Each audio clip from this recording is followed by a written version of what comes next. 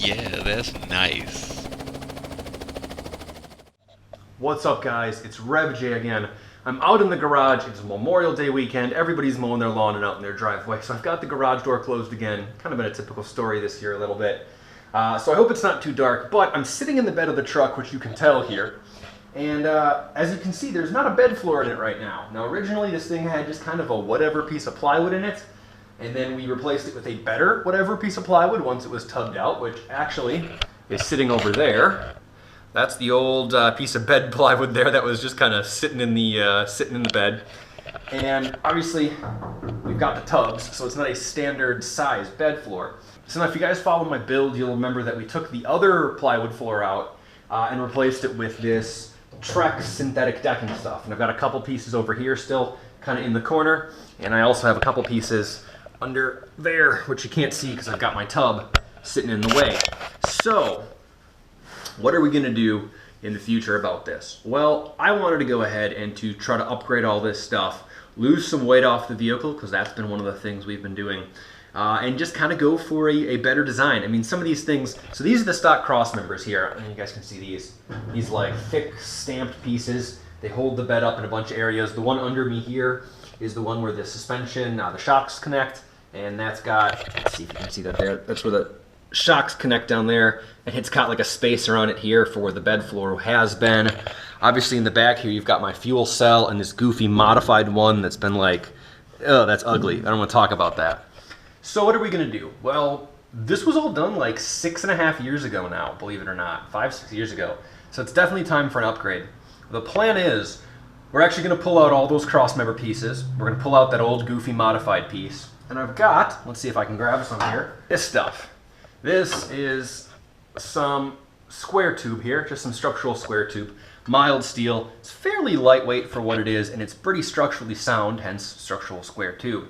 That is what that little modified crossmember piece, that's what this is, and it's always held up great, and we've loaded this thing up pretty good. Now, given this is not a truck that tows, this is not a truck that gets camped in or fully loaded up, but it does get a good amount of like race gear in the back of it, and my toolkit and jacks and wheels and stuff, so it needs to be able to support that. It's got to be able to support somebody sitting in the back of it like I'm doing now, and I want to be able to stand in the back of it and stuff and not feel like I'm going to like collapse the bed floor. So we're going to pull those cross members out and build sort of like a subfloor, or a, subfloor I guess you'd call it, like a little, like a frame for the floor under where we're gonna then build an aluminum like race style skin. So, reason I'm doing this video today is to ask you guys what you think.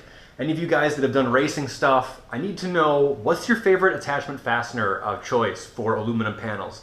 Do you guys like Zeus fasteners, quarter turn fasteners? Because what I'm thinking is once we get the square tube, you know, the frame, the spider frame kind of built all in here, I'm going to just do like a one-piece panel here, one piece in the middle, and then like a two-piece panel for the back here for the fuel cell and for the battery area, because I want to be able to get at everything. I want to be able to access my fuel pump, obviously access the battery.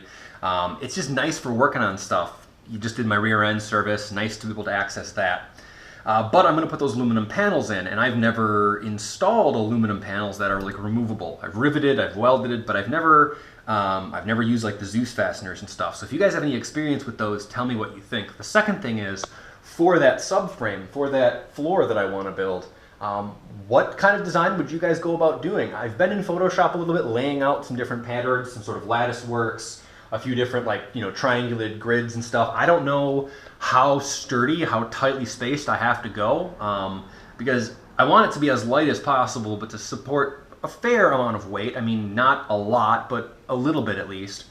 And I'm also thinking we're gonna keep these nice steel tubs. Stuff that gets thrown up on the road will hit these. They're easy to sit on.